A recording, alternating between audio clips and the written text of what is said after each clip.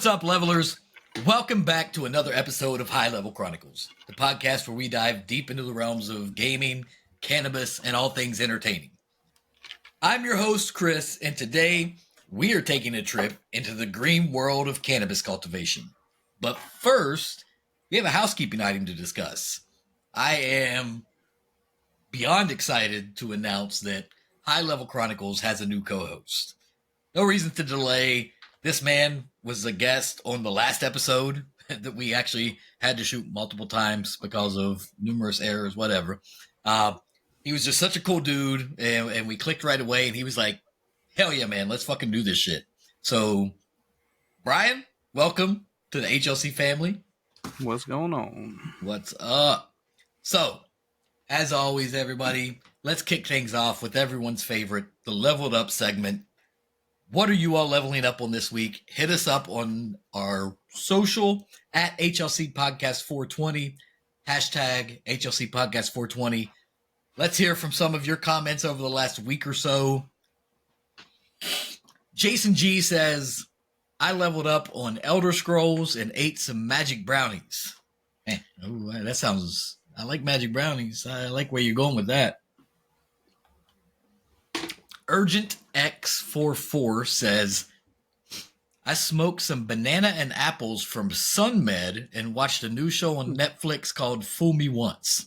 It was a wild ride, especially high AF. I watched that show. Me and my wife watched Fool Me Once. It was I've not watched that yet. I think it was, if I remember right, I'm horrible with names, but I'm pretty sure that was the one that was set overseas where her husband, they thought her husband was alive or something. I don't even remember. It's a wild ride, though. I know that for sure. I'm going to check that out. Yeah, for sure. At 28, I had to say that. At 28 days later, but it's 28 days later, I accidentally ate 400 milligrams of edibles thinking that they were a different milligram. So to say I leveled up is an understatement. Well, I have not been there. I know usually exactly what I'm taking. I'm usually pretty conscious, but I think it might have been my first episode, maybe even my second. I went to see a comedy show here in Frederick a while back, and one of the comics talked about his edible experience, and I talked about that on the show. You have to look him up. His name's Chris Allen. He did the same thing. Took too many edibles, and yeah, his story's funny to say the least. But levelers, if you want to be featured on this segment, just let us know what you're leveling up on this week. What strains have you been toking on?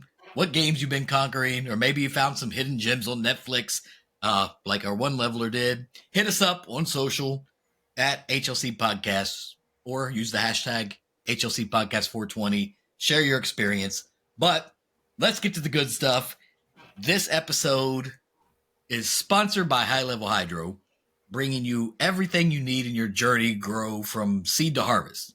Visit their website at highlevelhydro.com and find all your favorite social media channels. Oh, I'm about to redo that. Fuck this. Now, let's get to the good stuff. This episode is sponsored by High Level Hydro. What better sponsor to have when we're talking about cultivation? But High Level Hydro brings you everything you need in your growing journey from seed to harvest. Visit their website, highlevelhydro.com, or find them on all your favorite social media channels at High Level Hydro. Today, we're diving into a world that's as green as the potions we chug in some video games. Cannabis cultivation.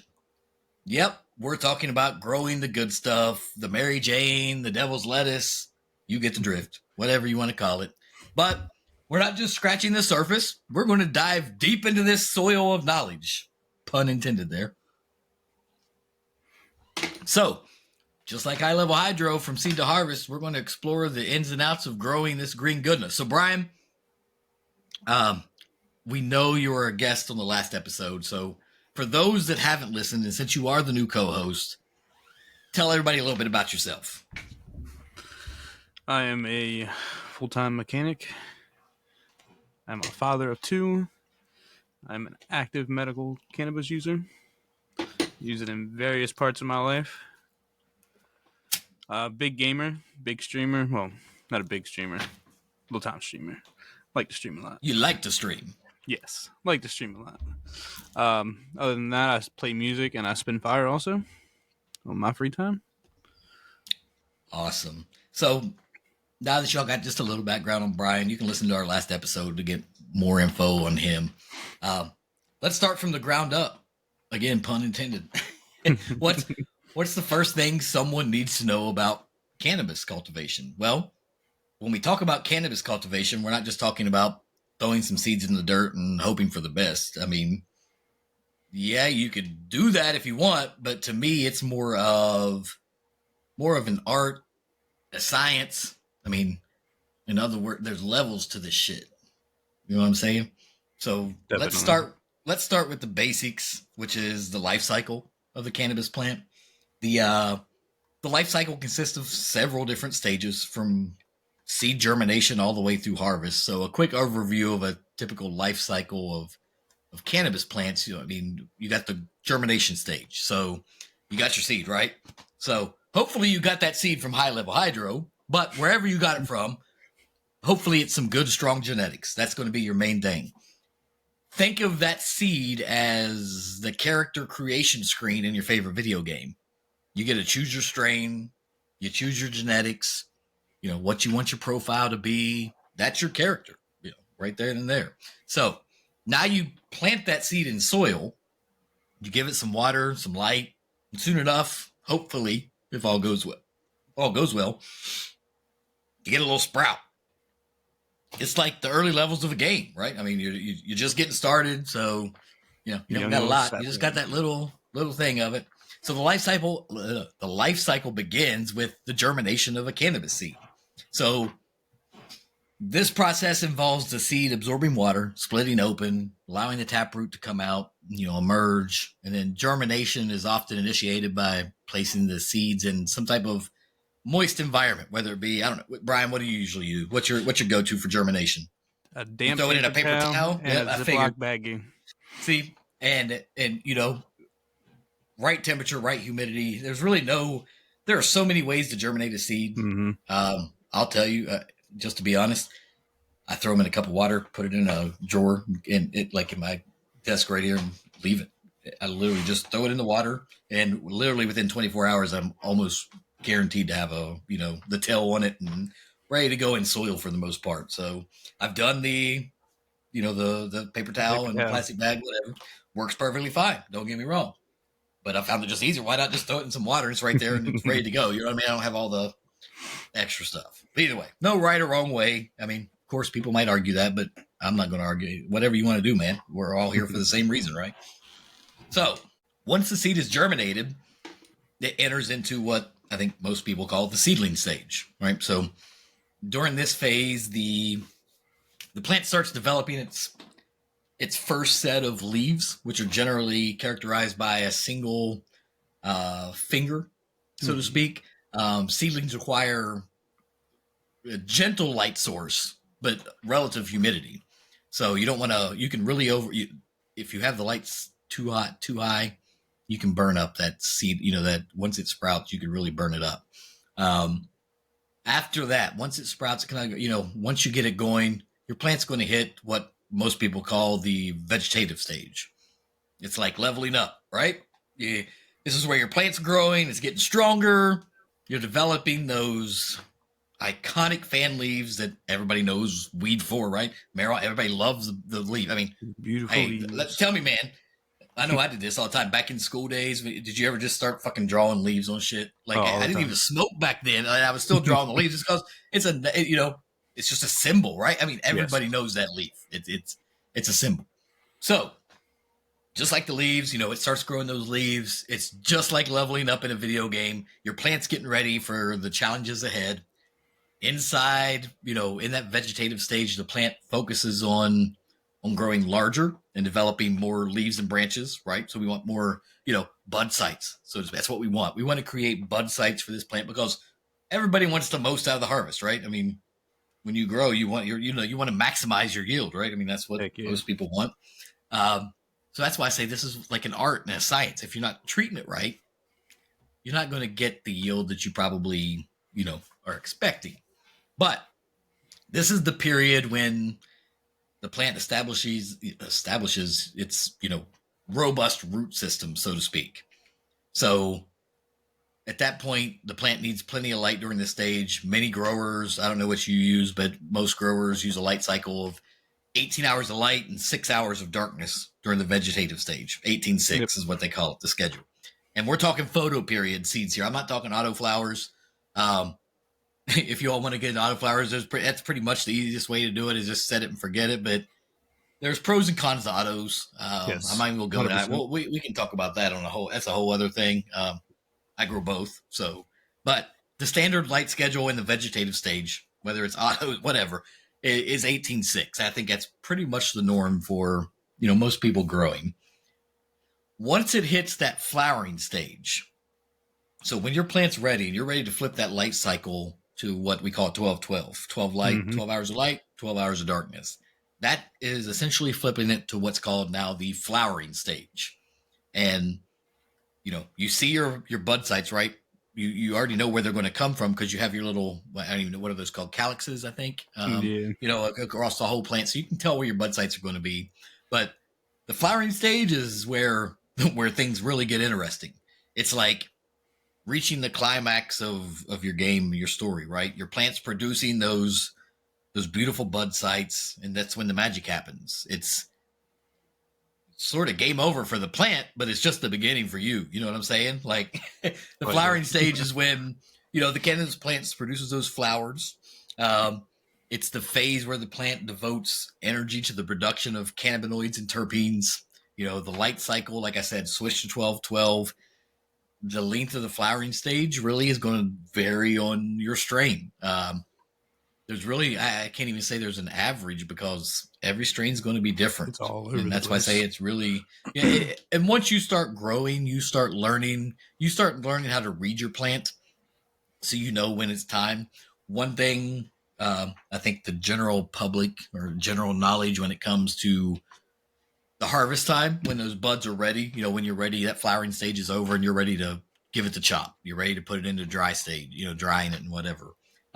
I think most people check the trichomes. They look for the trichomes. You want whether they're cloudy, are they amber? I think there's a general consensus, so to speak, maybe, but about I think what most people look for is about 20% amber or so, depending on the strain. Some want more amber. The thing with that is the more amber trichomes you have, the more couch lock sedative that strain's going to be. So if you're looking at those trichomes through a magnifying glass, a microscope, whatever you're looking at it through, and it's 70-80% amber, I don't care if that was a sativa strain, you're probably going to get some couch lock, embedded in. It's just how it happens. You learn to read your plant. So anyway, after the flowering's complete, it's harvest time, right? Picture it like you're completing the game. The rewards in those buds. It's time to enjoy the fruits of your labor. But that's where a lot of people mess up. The journey doesn't just end there. You don't just cut it and start smoking it. No, no, no. My fellow levelers, that's just the beginning, really. And to me, the harvest stage is when you cut the plant, it's ready for harvesting. It's crucial. It depends on factors such as strain, desired effects, like we said, the appearance of the trichomes. And I know we didn't touch on, but trichomes, if anybody doesn't know, that's those like the little tiny resin glands on the buds. So you can see if they're perfectly clear. They start to turn cloudy after and then they turn amber. That's when it's using up everything. So you're harvesting, you're cutting down the plants, you're trimming the buds, and then you dry and cure to enhance the flavor and potency. That's where a lot of people mess up. They don't dry it properly. They don't cure it properly. After the harvest, the buds are typically dried to reduce the moisture content because they've been soaking up all that water and nutrients that you've been feeding it this whole time. So proper drying helps prevent mold. It ensures a smoother smoking experience. If you don't dry it correctly, it could be harsh. Following drying, the buds undergo a curing process where they are stored in some type of controlled environment.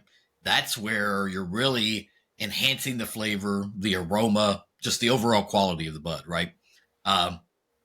Curing is it's like the post game content.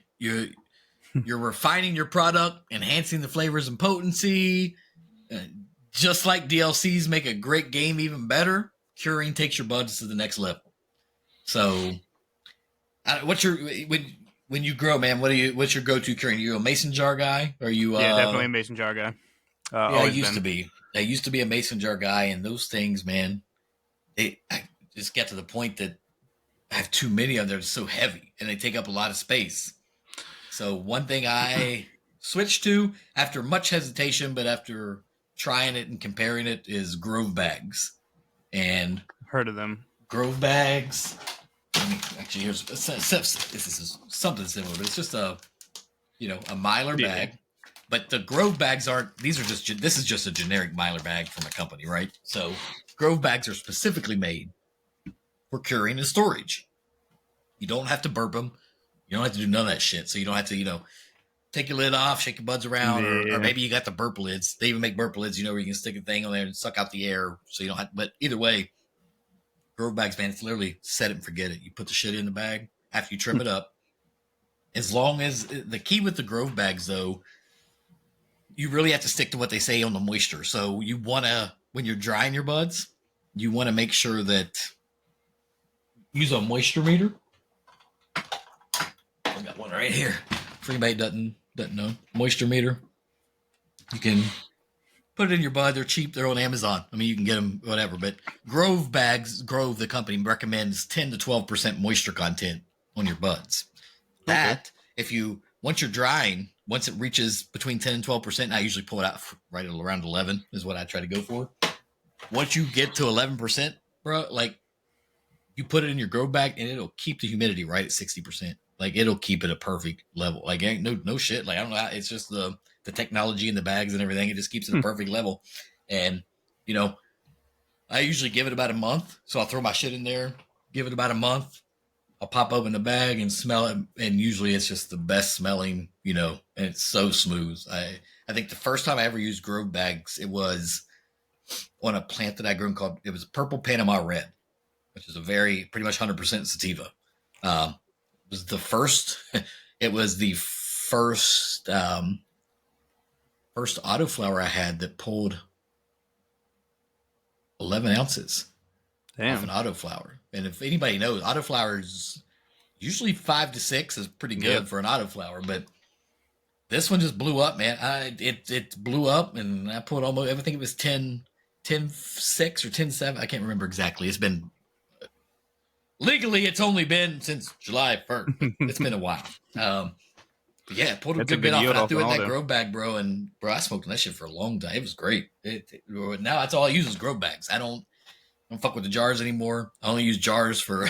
I converted all my mason jars and everything to, tinctures or oil or stuff like that, butter or whatever. Maybe just using them for that. But yeah, man, I don't mess with the jar. It's too much weight. Those grow bags weigh nothing. You know what I mean? Whatever your weight of your Yeah. butt is, and I use the and jars I'll for even buy butter. the I tested it too. Like I said, I tested the grow bags quite a bit before I was convinced. So I bought I don't have any on me, but those little humidity readers you can get on Amazon, wireless, just little fucking things. Yep. Where I threw them in grow bags and just to check, see what it was, and then it was always, and I even threw a Bovita pack in there just to see, and it Okay. never changed. So they all kept everything kept right at the same. So it was true. It kept 60 to 62% roughly. Is what Hmm. it kept the humidity at. And no burping, easy storage, good to I'm gonna go. have to give me some of them.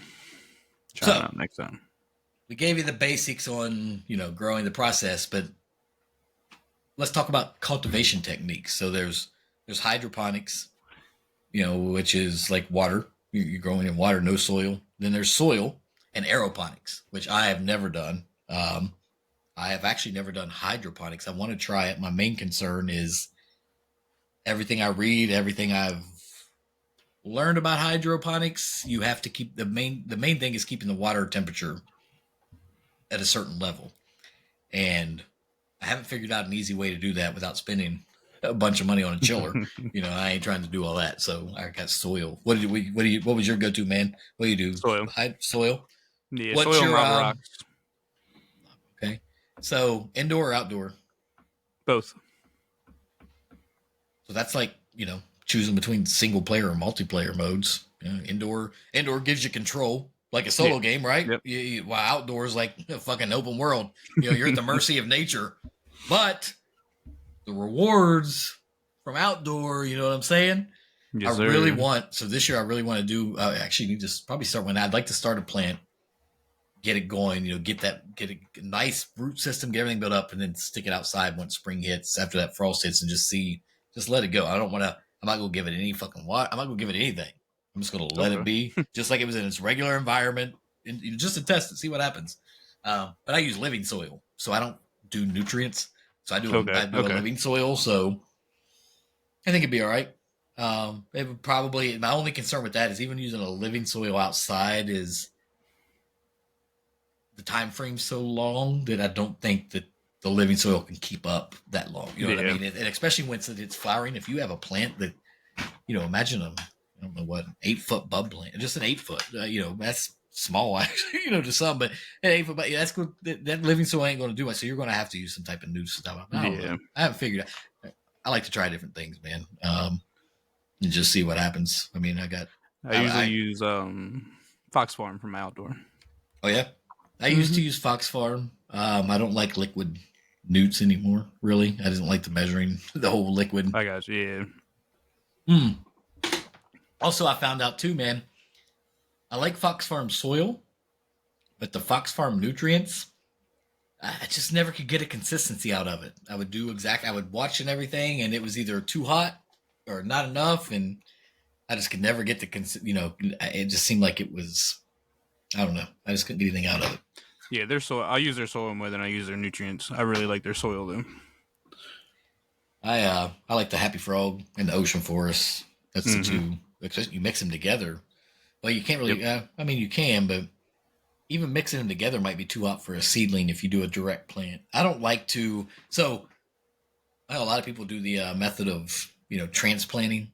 Into Mm-hmm. different. I don't like. I mean, I just like to give it in its final home, let it be, and fucking grow. You know what I mean? I don't want to mess. I don't want to give it any more shock than necessary. So what I Yeah. like to do when I use Fox Farm, I don't use it like I said. I'm more living soil now. When I Mm-hmm. did Fox Farm, I would use Ocean Forest for most of it, but then I would carve out like a solo cup size hole and fill it with Happy Frog for the seedling to get. So by the time the root system reached out into the Ocean Forest soil, it needed those nutrients to start growing more. And I had a Okay. really good outcome with that. With just doing top dressing, but that's pretty much the only time I've used the Fox Farm because, like I said, I go to living soil now, so I get cheap plug nature's living soil, man. I get all my, I use the autoflower concentrate for autos. I use the regular concentrate for photos. So I haven't had a bad experience. The only bad thing I can say about it is the smell at first when it hit. I mean, because it's living soil, so when people say it smells like shit. I mean, it is. It's Yep. literal shit. What else do you expect? It stinks. So that's been the only complaint. But you have a good ventilation system you're using inside. I don't smell anything inside. You know what I mean? Yeah, I used chicken shit, lye, and natural soil one time to grow one of my plants. Well, like I said, soil's the traditional way. Like playing a game on what normal difficulty. So Yep. it's forgiving. The flavors can be more robust. Hydroponics, on the other hand, that's like playing a game in hard mode. It's faster, it's more precise, but the thing with that, like I said, man, you mess up and it could be game over. You know what I'm saying? That's also the same with autoflowers to me. People think, we touched on this earlier, just when I mentioned throw an autoflower in a soil and let it go. People think that's what I thought at first. I thought, let me grow autoflowers. I don't have to worry about light schedule. I don't have to worry about any of this shit, right? Throw the soil in. I'll keep the lights going. I'll keep water to it, nutrients, whatever. What I come to find out, compared to photo periods, you can fix photo if you're in, like, say, the vegetative state and your nutrients are off and your fan leaves are going all fucking kerplunk, right? They're different colors, whatever. You can fix that. You just leave it in vegetative stage longer, right? Don't flip the lights. Right. Stay on, get your nutrients right. Then flip it to flower when it's ready, when it's strong again, right? You have a full fucking plant ready to go. Autos, if you mess up on the nutrients, if you mess up and there is no stopping. It's going to go no matter what. You can't correct the action. So I thought, oh well, I see it, so let me correct it now. Well, then the problem is it just takes too long. By the time Yeah. that flower is gone, you know, you end up with a shitty fucking yield, or something happens. But it's a learning experience to say the least. I think some of the key differences between soil and hydroponics when it comes to growing. Um, Cannabis plants grown in soil rely on traditional soil as their medium, right? So the soil can be mixed with various components, like you mentioned, like chicken, whatever. But perlite, vermiculite, coco coir, other Hmm. amendments, whatever. That's most people use hydroponics. In that system, plants are grown with no soil.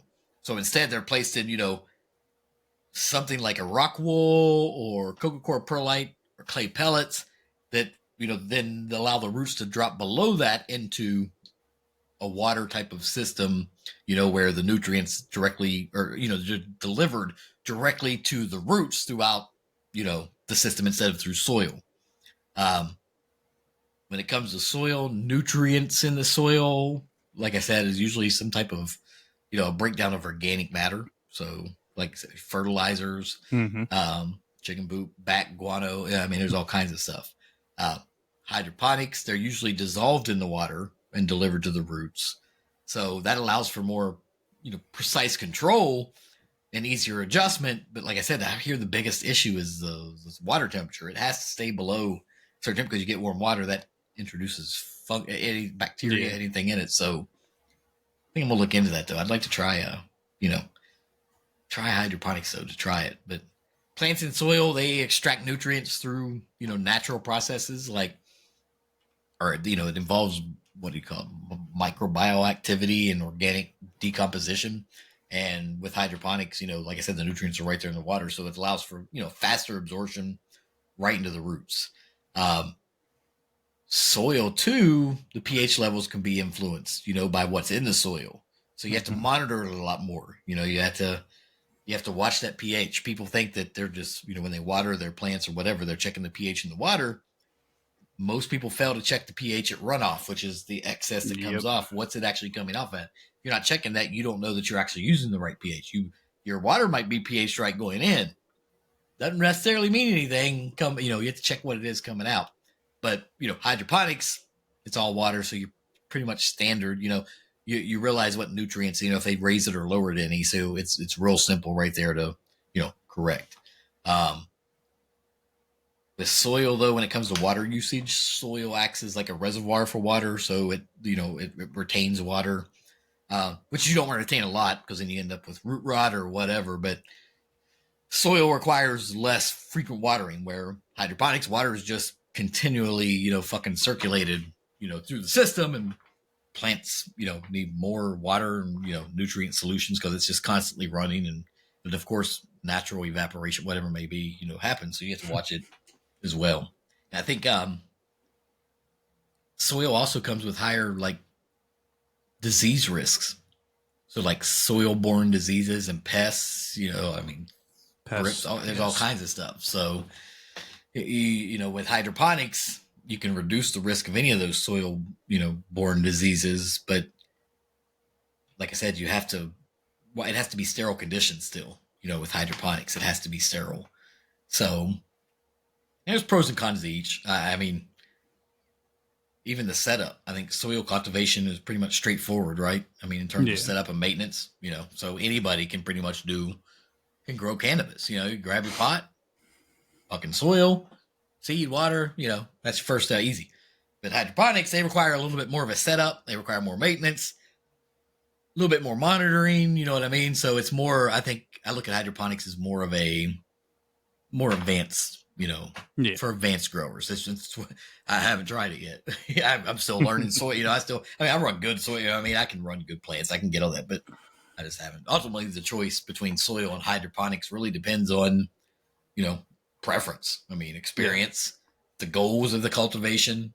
I think each method really has its own advantages and challenges. I think I've seen a lot of, I don't know, local cannabis, the grower, when I say growers, I mean like the Sunmed that one of our levelers Yeah. mentioned, or Grow West. I don't know I don't, I think they use a mixture of soil and hydro. I think they might have both set up. Like I do you know know anything I about it? know Grow West does both. I've seen I got a pictures. That's why I'm thinking. I'm remembering a picture, and I'm pretty sure it was Grow West. They're out of Cumberland, right? yeah, yep, Yeah, the West. Yeah, I think I did see where they had a soil set and a hydro. yes, Um, yeah. I know Grow West does. I'm not sure about Sun Meds or anybody else around Maryland. yeah, I don't. Hey, maybe one of our levelers out there works, has some insight. Hey, hit us up. How to these places that are providing our dispensaries. I say ours because we're in Maryland here. You know, you have to have a specific license to provide the dispensary. So what are they using to grow? Mm-hmm. What are y'all using to grow? Is most people using soil? I would assume as much soil, but I don't know. I guess. Hmm, I mean, I don't know. Hydroponics sounds like it's straight out of a sci-fi game, right? I mean, It there's fucking just a does. lot going on. But like I said, the quality, quality can factor in, with the cultivation, the processing, the storage, quality can, there's key factors, when it comes to cannabis, when it comes to the quality of cannabis. Like I said, strain genetics, right? the genetics make up, the genetics makeup of the cannabis plant plays a crucial role in determining its characteristics. So flavor, aroma, potency, overall effects. Different strains have different cannabinoids and terpene profiles, which contribute, to those unique qualities. The medium we talked about, the nutrients you use. The one nutrients that I actually just got, I haven't actually even used yet because I just got them in, is Foop. You heard of that? They're a Maryland company. I have not. It's called Foop.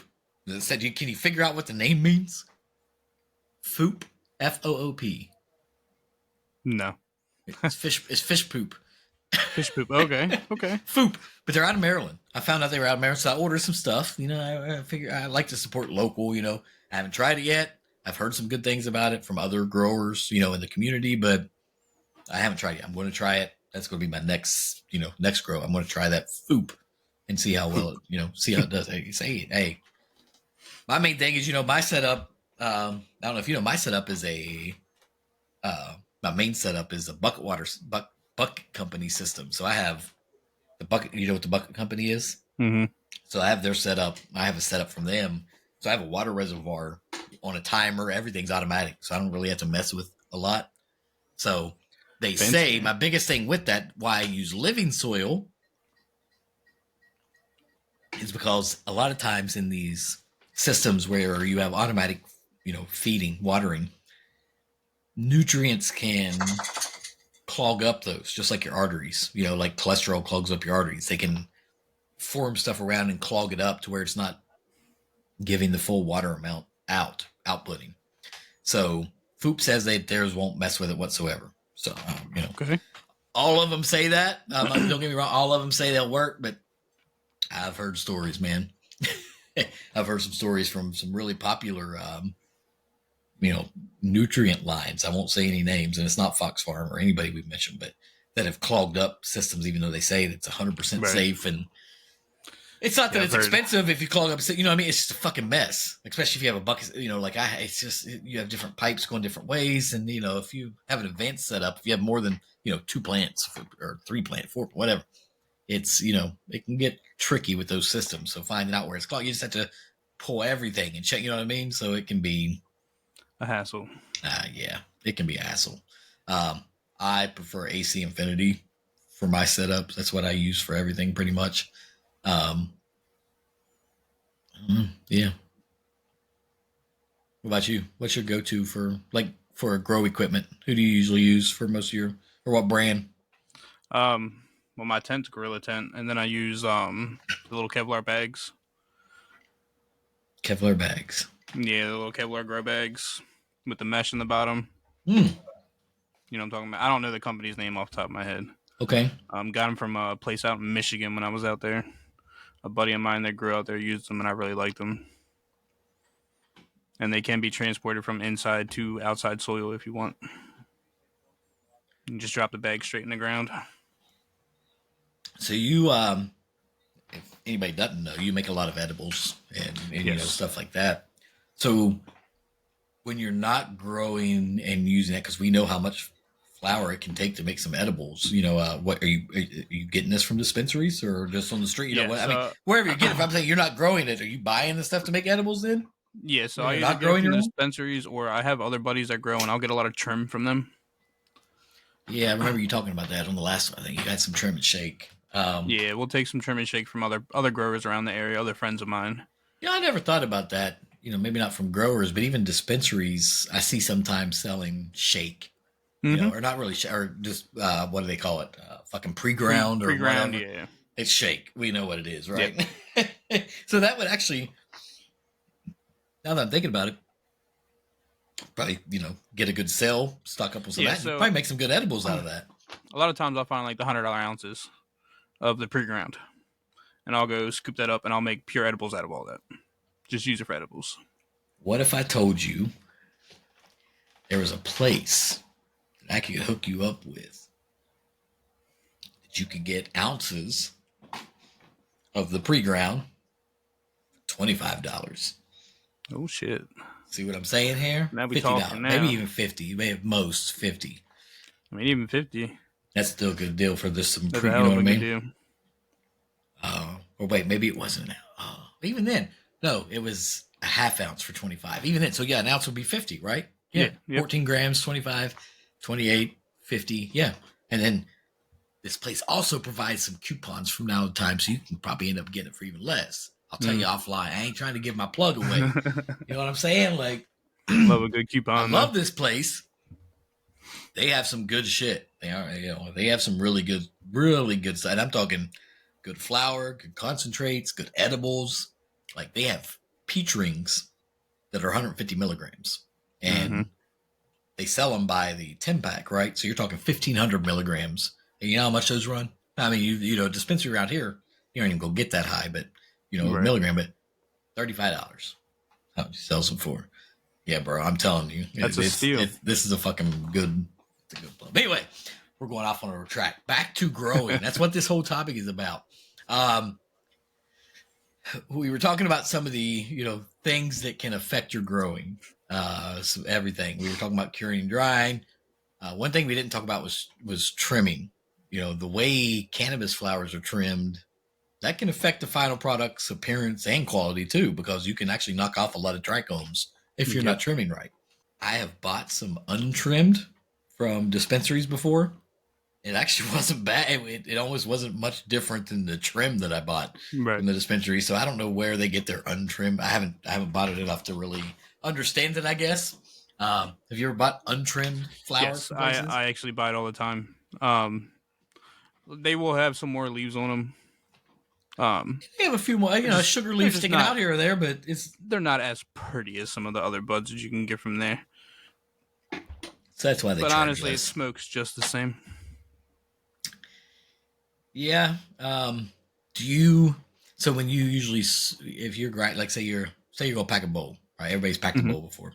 If you have a bud and do you try to take up? So when you're grinding it up, before you grind it. So when you take your nug and you put it in a grinder or whatever, I'm assuming most people use a grinder, right? I mean, it's 2024. Come on, people. You know what I'm saying? When you break up your nug to put in a grinder, are you one of those people? And I'm one of these people, so I'm just asking I wonder if I'm weird here. I try to pick off every little sugar leaf there is. Like, I don't like the sugar. I'm picky on that, bro. Not the leaf so much. Stems, I definitely pick through and pick my stems out. Well, of course, stems. But I'm talking sugar leaves. Other than that, to me, I don't care. When you leave sugar leaves on, it can make for a harsher experience. It's just not as smooth. And It can. I'm very particular about my weed. I'm very particular on how I smoke. You know what I mean? So I'm very, maybe it's not, maybe it's my fucking wife. I mean, I won't blame her. She's the one that's like, this is harsh. I want a different one. You know what I mean? So maybe it's her. I'm blaming her for this. She's the one that got me like this because she's I want everything perfect. I don't want heart. I want smoke. She don't even roll her own shit, bro. I roll all that shit for her. You know what I'm saying? Like, come on. Same.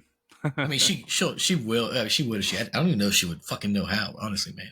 I think that's how it became about. I think I told you actually, I told you this story on our first recording that we ended up not even using. But she became a medical patient because her doctor, said, "Hey, try this. Maybe it'll be beneficial instead of taking narcotics or whatever." Um, so I became her caregiver, and that's when I started studying everything. You know what I mean? So it just became natural that I started doing everything because I'm the one that had smoked before. You know what I mean? I smoked Right. weed. It's me. When we first met, I want to say until 2020 or whenever it was that she got her card. This girl, I'm telling you, dude, she had never smoked a cigarette. She had never smoked a joint, never smoked anything in her life, never done any fucking thing besides drink. Straight edge. Damn. She was one. She'll tell you, she was literally one of those people that um, had the stigma. You know what I mean? Towards thinking if you smoked, you were a pothead, and that was that. Even though she had been around, we've talked about. I was the president of a motorcycle club. My vice president was the biggest fucking pothead I've still to this day. Besides Wiz, I mean, we're not talking celebrities here, but Right. smoke non fucking stop, bro. Like I'm telling you, he had a bunt ready to roll at every fucking minute, and if he didn't have one, he wasn't functioning normally. You know what I'm saying?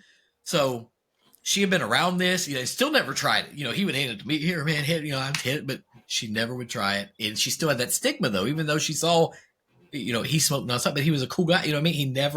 You would never know that he was, he wasn't your typical stoner. You know what I'm saying? Right. Like he didn't put off that vibe, that persona that like, what you would think of as a typical, like think of Half Baked, right? The movie, whatever. So she still had that stigma until she tried it. And then when she tried it, she's like, man, why did I wait so long? You know what I mean? Like, why? Like, and I think that's a lot of people out there. I think a lot of people just don't know, don't understand. But yeah, there's some serious knowledge dropping, bro. Like we've talked about the cultivation. Let's get a bit personal for our levelers, though. What strains are you guys cultivating? Why did you choose them? How are you growing them? Are you growing soil? Are you growing hydroponics? Indoors, outdoors? Our sponsor, High Level Hydro, is going to give one of our levelers out there a free pack of seeds to grow. So make sure you're following our social media. Share your experience on growing using the I can't even talk right now. Using the hashtag HLC Podcast 420. We're going to choose a random winner at the end of the month to get a free pack of seeds from High Level Hydro. It'll be your pick. They've said it can be even their exotic line of seeds. It'll be a 3-pack. But you can pick any strain you want from them. They've already said no cost to you. Just share your story with us. Let us know. But don't go anywhere. We'll be right back with more green insights.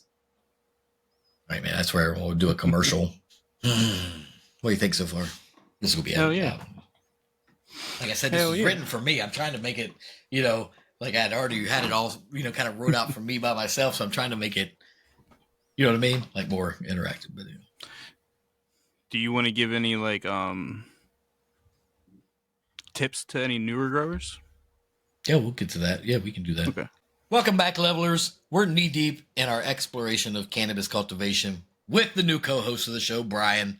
Let's talk some challenges. I personally think one big mistake is not paying attention to the details. I don't know if you watch Reacher. Have you seen Reacher on Prime? I've seen some of them. I haven't seen a whole lot. So he has a saying there: details matter. He tells it there. Details matter, and I say that now. It's my saying: details matter. So I think that's one big mistake. Just like in a game, details matter, right? Small things matter. Indeed. So too much water, too little water. These things add up. It's the details that separate a good harvest from a great one. It's all about balance. You need the right nutrients, the right environment, a lot of patience. I think it's like playing a strategy game. You're playing your moves, but you have to adapt to challenges and changes, and eventually, hopefully, you'll reap the rewards. What do you think? I fully agree. It's like a boss battle every day in the grow room. Like you're always watching out, trying to stay one step ahead. What do you think, man? You got any pointers, any like things you can give to anybody maybe new to growing out there? Do your research, man. Don't hesitate to take the time to read the books that are out there. Watch the YouTube videos that are out there. A lot of people have a lot of great knowledge on it. And I mean, to each their own, but definitely don't be afraid to take some knowledge from everybody else. Don't be afraid to experiment a little bit either.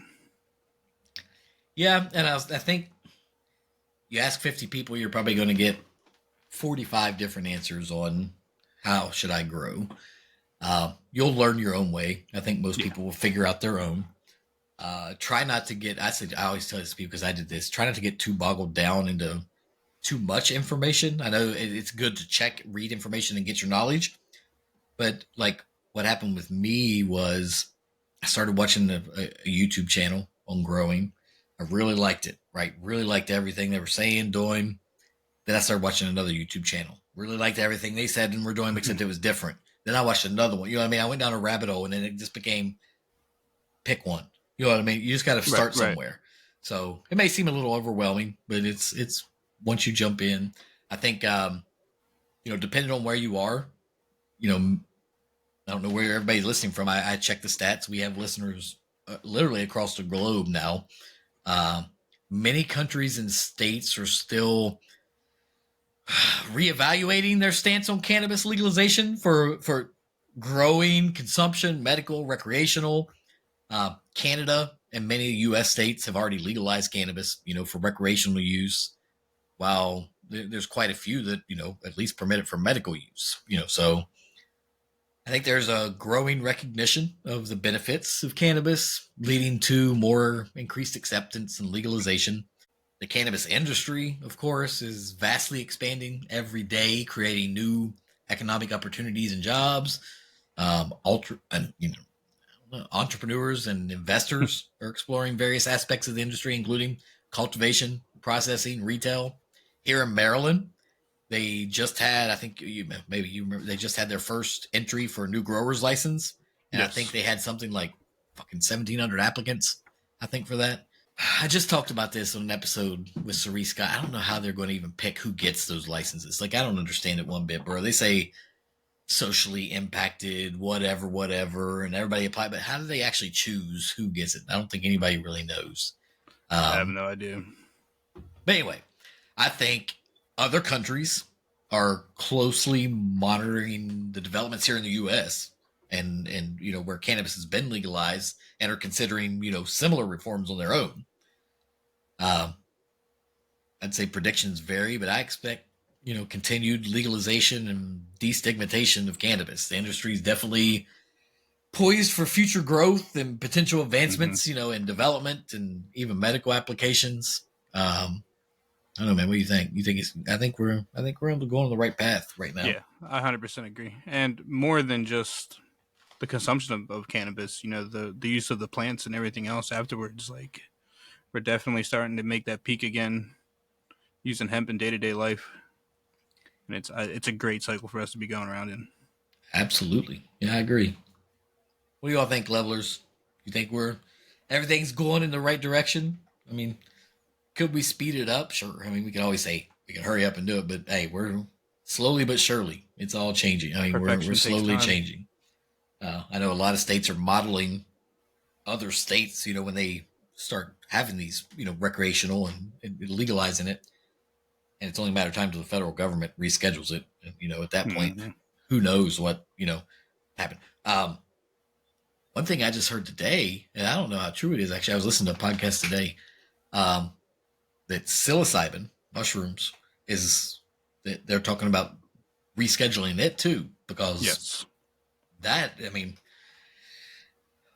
it's a whole other topic. But psilocybin and mushrooms, I think there's 10 times the benefits compared to weed of what people can do with psilocybin. I mean, there's 100%. so much you can do with that therapeutically. I have read so many stories of people that it just completely changed their life. Just you know, one dose. So when you say dose, everybody's dose is different, but just one trip has changed their life for the better. So, little knowledge on that. Maryland was actually one of the first states to use psilocybin in therapy sessions. Really. Shady Grove back before 1977, I want to say it was, is when it got shut down. They were actually using psilocybin in there for their mental patients to Really? help them. So I Yes. Yeah. heard. So I I, did see. Um, so full disclaimer here. We're gonna go on a little. We're gonna make this episode a little bit different. I mean, not different, but we're gonna talk about mushrooms here for a minute.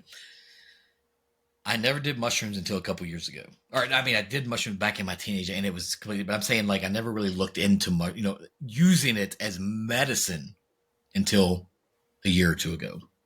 okay. And when I looked up the information, I was looking up that something similar to what you're talking about, legal, like where I could go maybe to Mm-hmm. have the dose and have the experience. And I remember Maryland coming up for Yeah. something. But I think most of everything I saw was DC. And I think it's because So DC's decriminalized. 2021, they started doing research again in Maryland with psilocybin. It's still very slim, but there are a couple doctors out there that are using it for their patients still. I mean, it just shows that we're, advancing. I mean, it's not technology because this is fucking, It's nature. it's fungus. Let me ask you this, man. This is a whole, we're going on another side trip here as I'm thinking about it, but you've done shrooms. I've done shrooms. Yeah. We know how, however you want to look at it, it either unlocks a different area of your brain or unlocks more potential, whatever. When I did what I felt, my dose that I did that, to try to just understand me, right? To just try, Mm-hmm. that's what I wanted to go into for. I really came out of it thinking like, this is weird to say, especially like people don't even know, but like death doesn't bother me anymore. And I still don't think that to this day. Like it doesn't bother. Like I used to be scared. Like when am I going to die? Like what, how, what? Now I'm just like, no, we're bigger. We're so minuscule to what's out there. And, Yes. like people have no idea. And I say people have no idea, but that's what I experienced. But after you read and listen to everybody, 99% of them are going to tell you the same fucking thing. That Yes. we are nothing compared to what's really out there. You know what I'm saying? And we're going to have to do an episode on this, like a whole episode, because it's definitely one that, I mean, we could talk for hours on it, but Oh yeah, 100%. dude, I don't know. It's a whole different thing. And, and it's funny. We're talking about how any of this stuff can be used for medical. I am more and more, I am not the conspiracy theory guy, right? I mean, there's things I question. Don't I question everything, but I am questioning now what I put in my body as far as medicine. And let Yes. me tell you why. Just yesterday, I went and had blood work done. I'm a diabetic. I think everybody knows me, knows I'm diabetic. So I have blood work done every few months just to make sure everything's in line. And I get my lab work done at the same place every time, and they send it to two doctors every time. My main diabetic doctor, my endocrinologist, and they send it to my Mm-hmm. primary care doctor, right? Just so they both have the information. So yesterday I went and had my blood work done. This morning I get an email from LabCorp, who did the blood work. Your results are ready to view, right? So I hop on, I look, everything looks good, everything's green, the green, right? All my numbers. Then I get a message from my primary care doctor. Your lab results are in. Everything looks good. Well, yeah, I already looked at it, right? I know. I saw it, but I get you're just letting me know. But when I got on his, I noticed something different. His numbers were completely different than the numbers that I had at LabCorp showed me. Now, why is that? It should be the same fucking results, right? So now I'm questioning, why does this say one thing, your results say another? Now, here's what I'm going to do, and this is maybe for a future episode, we can come back to this. Tomorrow, I have an appointment with my diabetic doctor in the morning to go over these results in person, right? I'm going to see what his say. I've already taken screenshots of my primary care and the ones from LabCorp, which should be the fucking same because there's no Right. difference in them compared to what his is. And let me tell you, if there's three fucking different numbers, what the fuck? Like something's, how the fuck can you have three different numbers? It's one test result that you're just sending the results to different people. Why are the results different than the main one? You know what I mean? Like why? And then you tell me, so that made me start questioning why I'm saying this is, can they manipulate? I mean, I'm sure they can manipulate. I'm not a conspiracy guy, but are they They can manipulating manipulate numbers? anything, then. You know what I mean? Like, are they saying people need medicine when they don't? You know what I mean? Like, so I don't know. I just started making me question everything. Pharmaceutical companies are I mean, crashing that's what's because wrong. of the legalization of marijuana. Bro, I'm telling you, I have never really questioned results, my lab result, until now. And that's because maybe I never paid attention before, but I paid attention this time, and now I fucking know those results are different, even though it's the same result. So why? Tomorrow's going to really tell me what, then I'm going to question LabCorp. I'm really going to, maybe I'll share, I'm going to write an email like, why do you send me the results? But when you send them to my providers, they're two different numbers. And I'm not talking it's three different numbers, technically. My results that you show me, this doctor's results, and this doctor's results. Why the fuck are they different? Makes no sense to me. Make it make sense, You right? have to let me know how that goes. Yeah, so I said we're going to come back to this. Yeah. It's just fucking weird. Like, maybe start questioning, everything I've ever been told. I mean, it fucking makes me sound like a conspiracy theorist. I hate sound like it's not me. You know what I'm saying? But whatever. Anyway, all right, levelers. Look, we started to go down a rabbit hole. We're not going to do that. We've covered the basics. We've talked techniques. We've got some growing insights. Now let's bring it all home.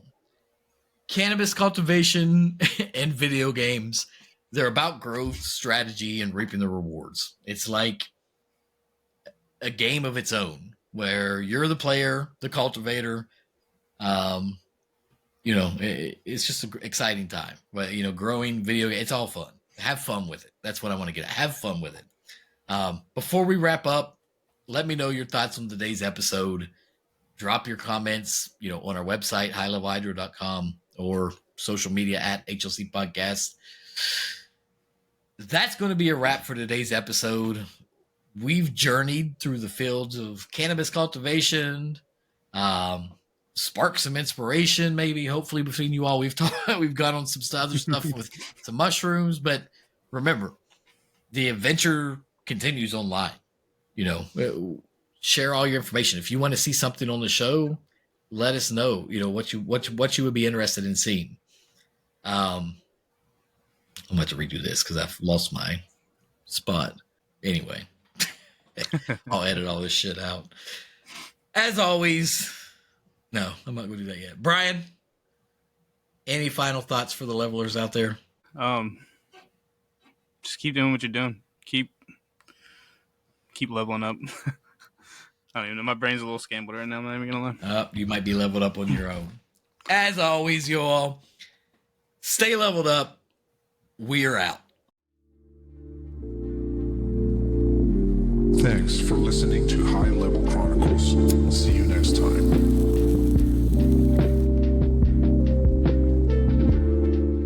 Thank you again for listening to High Level Chronicles.